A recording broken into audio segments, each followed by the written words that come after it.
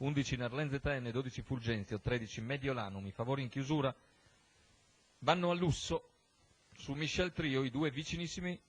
Lusso 3,25, 3,35 Michel Trio, 4,32 per l'Iridra.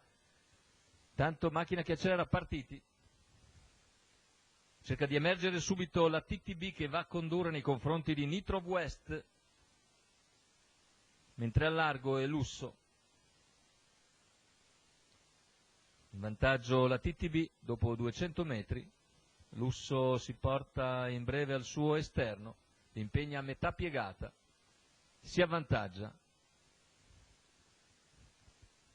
passa a condurre dopo 400 metri in 28,5 con spesa. Lusso riesce a sopravanzare la TTB, dopo 500 metri è avanti a tutti, mentre all'esterno muove Michel Trio.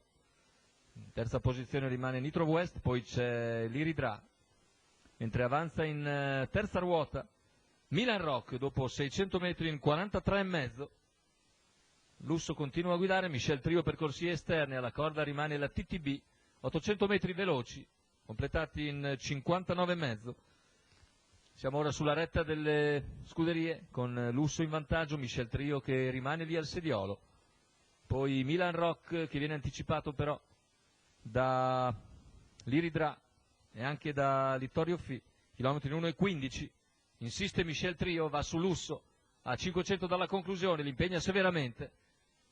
Pressione che possa passare Michel Trio già prima della curva conclusiva. Michel infatti scende alla corda a 400 scarsi dalla conclusione, superando Lusso.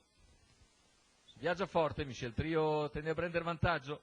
Lusso ancora in seconda posizione, siamo ora a completamento della curva, ingresso addirittura con Michel Trio largamente in vantaggio. Ultimi 120 metri di gara con Michel Trio che si allontana, Lusso in seconda posizione. Viene attaccato nel finale da Nitro West che viene a conquistare la seconda moneta sull'Iridra. La vittoria per Michel Trio e Marco Stefani, secondo posto per Nitro of West che batte l'Iridra 1,59 il ragguaglio finale.